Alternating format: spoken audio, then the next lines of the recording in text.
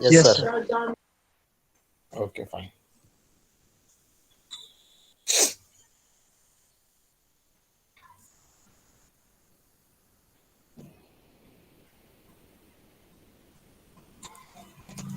Okay. So in last lecture, we learned the what is the roles and responsibilities of a project manager. Also, we discuss the project life cycle. Okay, and details of project life cycle. Now, the another topic that we have today, it is the tools and techniques for the project management. So these are the certain factors that we learn in the last lectures. How to select the project selection techniques. Okay, the project selection techniques. One second.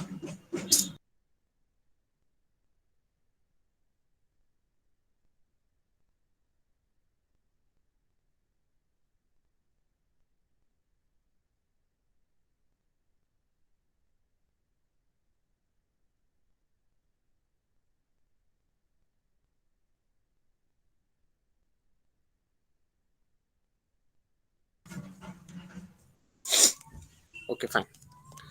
So project selection. In that one, the two factors that we have. The one is the cost benefit analysis.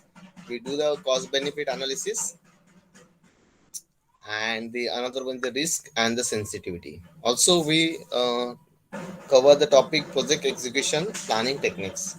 So in the project execution and planning techniques, we use the work breakdown structure, project execution plan, project responsibility matrix, and the project management manual. Now, the another things is here. It is the project scheduling and coordination techniques. So in that one means scheduling as well as the coordination. One is the planning. When we talk about the WBS structuring, it is the planning in terms of the planning that you want to execute. Okay. Now scheduling, actually the scheduling of it and the coordination among the work. For that one, we use the bar chart one. The bar chart is there. Okay, it is a simple the chart we shows the what is the progress of the activity.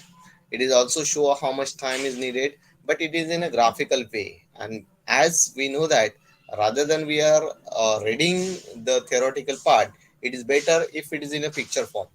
Okay, so this bar chart is shown in terms of the picture, so then you can easily understood what is the schedule, means what time is there for a completion of the work A, completion of the work B, so they give it.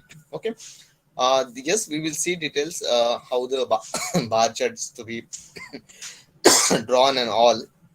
Then life cycle curve, what we shown, that is we call a project life cycle. Okay, so from the project life cycle itself, it is show the various stages, and from the stages we can know what the activities to be done,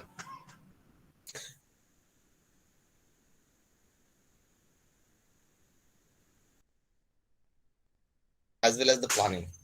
Means what you plan, does your work is done, is working is doing well with a given schedule as per the planning. If it is not, then we need to take care of it, because we want to control a project.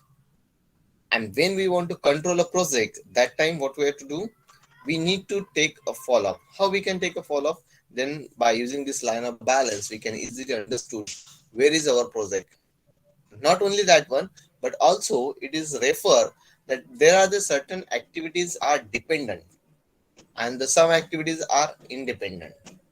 Now, when to start a dependent activity, when to start independent activity, so that you can manage this time.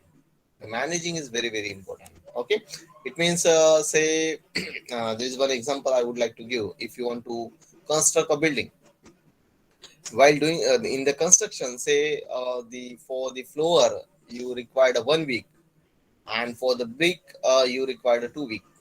Okay, once the brick is completed, again you have the floor. So you are managing such a way that the process should be continued. It should not be a break in between. Means the 1 week gap, because the one activity is completed in a 1 week and another is the activity completed in 2 weeks.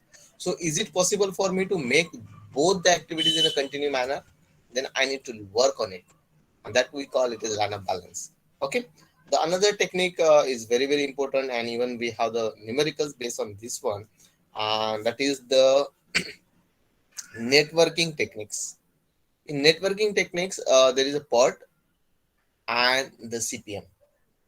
Okay, the program evolution and review techniques, and the one is the critical path method. Both the techniques we will see in details how to draw a graph chart with the help of that one, and how we can scheduling or to know the what is the schedule of the project to complete. Okay, then the project monitoring and progressive techniques. If you want to monitoring and know the what is the process progress of your the project, then we can use the project measurement techniques.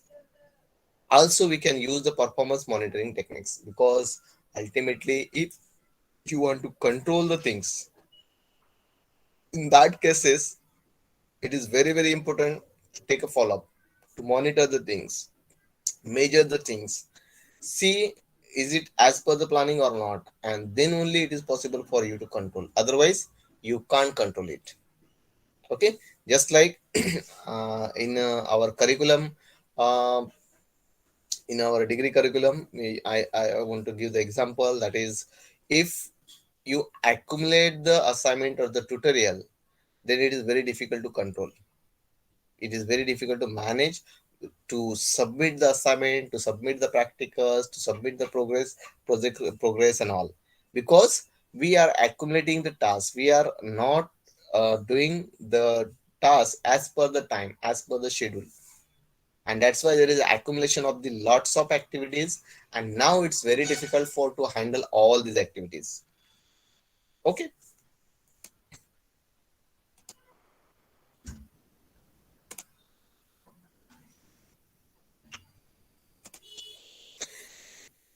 Okay, then about a project cost and productivity control techniques. So obviously we are not controlling the scheduling, we are not controlling the activities, but also we have to control the project cost, because there is a budget. In between that, in that particular budget, you need to complete your project with a given quality.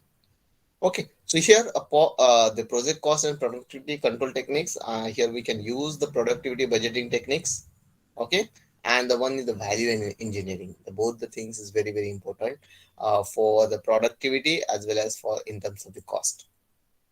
Then there is a project communication and cleanup techniques. Now, what is this project communication cleanup techniques? So there is a control room, computerized information system. So every data, everything, whatever be the work is going on, what is the planning, and how you how to schedule out, everything is keeping in a say computerized manner, with the help of the softwares and all, and we communicate time to time with the given head, given department, so that we can control our project.